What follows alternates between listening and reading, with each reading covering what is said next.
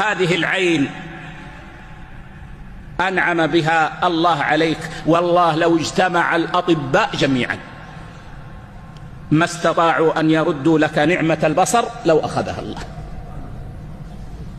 استحي من الله أن تستعملها في معصية الله. كيف يعطيك الله النعمة ويقول لك لا تفعل وأن تقول إلا أفعل؟ هذا اللسان الذي لا تدري كيف يتحرك، كيف تخرج هذه الحروف،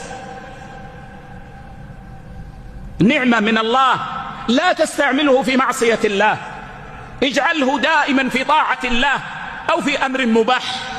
هذه الأذن نعمة من الله، لا تسمع بها ما يغضب الله،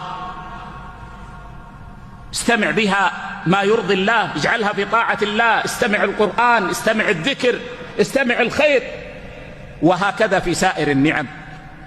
وهنا قليل من العباد الشكور.